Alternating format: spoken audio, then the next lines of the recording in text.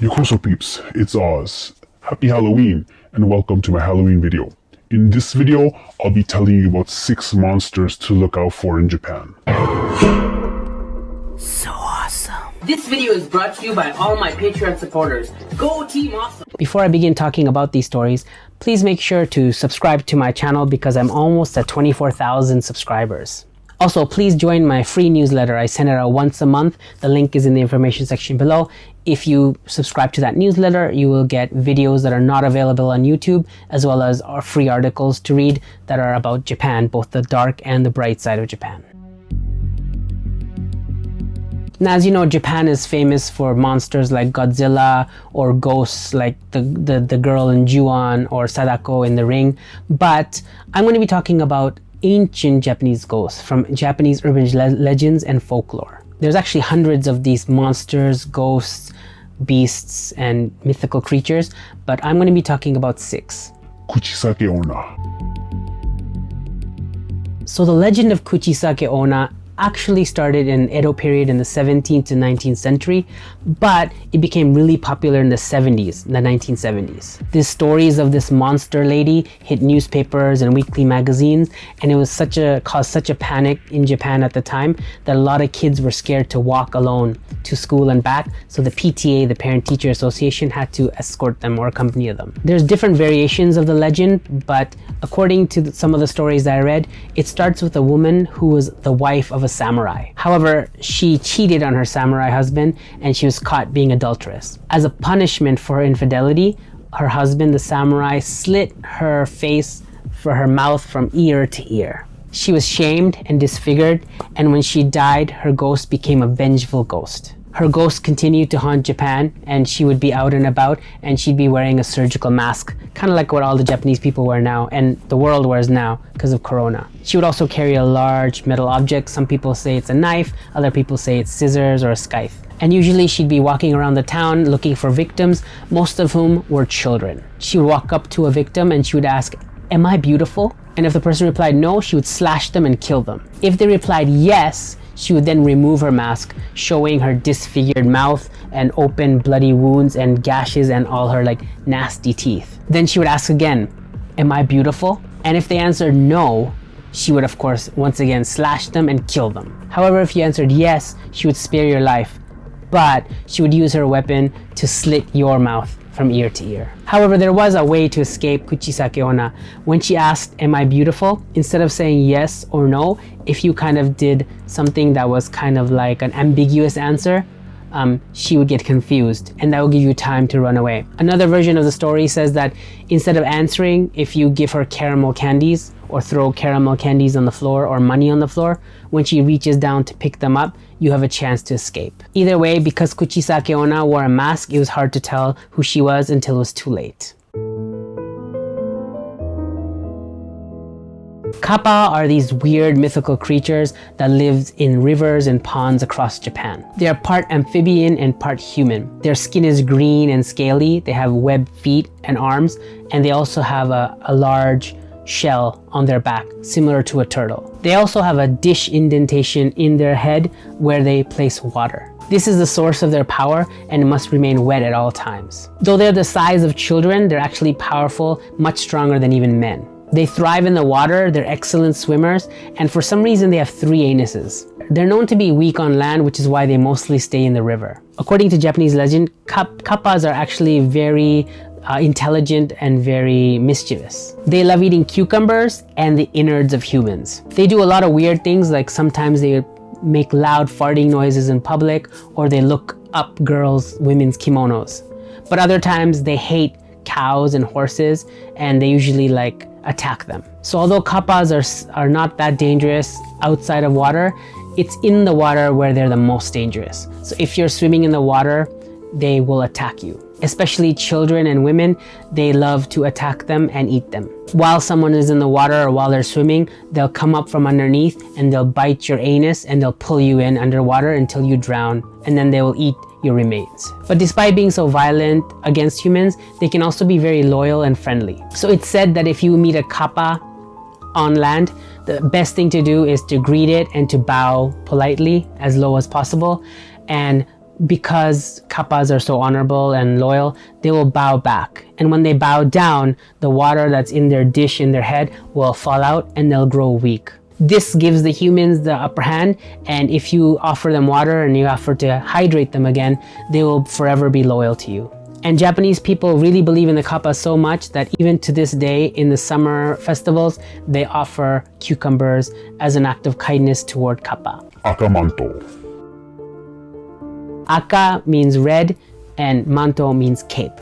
So Akamanto is a creature that wears a red cape. It's actually a male spirit and he wears a mask, and apparently he's a very good looking spirit. When he was alive, he was a good looking guy and he was a serial killer. Even after his death, he continued to be a serial killer, and he haunts bathrooms, especially women's bathrooms and school bathrooms. And he always waits in the last stall. So it's recommended to not use the last stall if you don't want to come in contact with Akamanto. This story was actually quite popular in the 1930s, especially with school children. So the story goes, once you're in the last stall, Akamanto approaches you and he gives you an option, kind of like Morpheus in the Matrix with the blue pill or the red pill. He gives you the option of the blue toilet paper or the red toilet paper. If you ask for the red toilet paper, he'll take out his knife and he'll slash you to death, spraying your blood all over the entire stall. However, if you choose the blue toilet paper, he'll either strangle you till you're blue or he'll suck out your blood until you're drained and you're blue.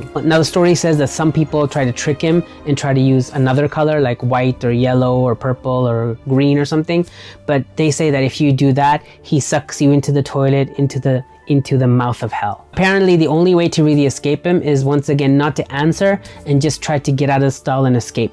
However, it's not a guarantee. Sometimes he'll block the exit and then you'll be killed anyway. Unfortunately, facing the Akamanto usually means death. Yamauba. Yamauba literally means like a mountain hag or a mountain lady, old lady. So you might be able to spot Yamauba at various mountain areas in Hokkaido or Shizuoka or Nagano, places like that across Japan. And the Yamauba are old ladies that were originally cast away. Either they were single and they didn't have a husband, or they were widowed, or because of financial situations in the past, the family couldn't take care of them anymore and they were kind of kicked out of their house and they were forced to live alone. And so they made their way up to these mountains and they live alone in these huts, and over time they've become monsters. They're kind of like these sinister witches who prey on travelers or merchants or passing by their mountain area. They usually have like disheveled hair, disheveled kimono, really wrinkled skin, and a lot of them even have fangs and horns. So what they'll do is when you're passing by, they'll be nice to you, they'll invite you in for dinner, or if it's getting late at night, they'll offer you shelter. But eventually they'll attack you, they'll poison you, and they'll attempt to eat you. There's no real method to really escape them except just by luck. So people who escaped, the survivors who escaped, have spread stories about the Yamauba. Even to this day, a lot of parents, when their kids are being disobedient, will say, go to sleep, or you better not be a bad boy or a bad girl, otherwise we'll send you to the Yamauba. Shirime. Out of all the creatures that I heard about, this one seems to be the weirdest. Shirime literally means ass eye, and basically it's like a man-shaped creature without a face who has a giant yellow like shining eye that is in his anus. So shirime is, like I said, has no face, but it has like a man like body and wears a kimono and kind of just waits around town for his victims. They make strange noises and try to get someone's attention, and once they can get someone's attention and they stop, they suddenly rip off their kimono, they're naked underneath, then they bend over and they stretch out their anus and just show that person their giant yellow eye. They don't attack, they don't say anything, and really there's no real reason why they do that except for the shock value. I guess they're like today's versions of perverts who just go up to people on the street and then just flash them. No one knows their real reason or origin or anything about them or why they have an eye in their anus. The hanako of the toilet.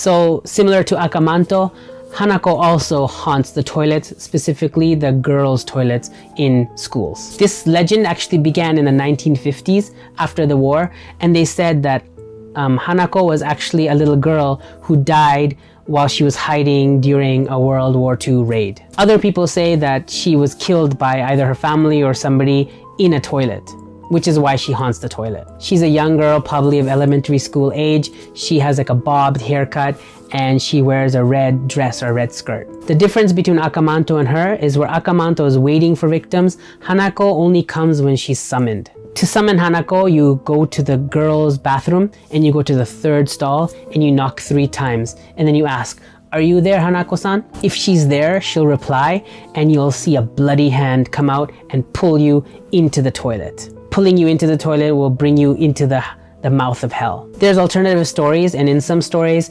when you say, "Are you there?" she replies and a hand comes out, but other times it's her who changed into a 3-headed lizard and the lizard swallows you whole. So there you go, that's just 6 of the evil creatures or monsters that I found from Japanese folklore or urban legends. There's hundreds of more. You can go to Wikipedia or yokai.com or other websites to read more about those. If you like this video, please thumbs up, share, and subscribe to my channel. I want to wish everybody happy Halloween and hope you have a fun and safe night. Please let me know what ghosts or monsters exist in your country. You can leave it in the comment section below. Anyway, thanks for watching and see you next time. Peace.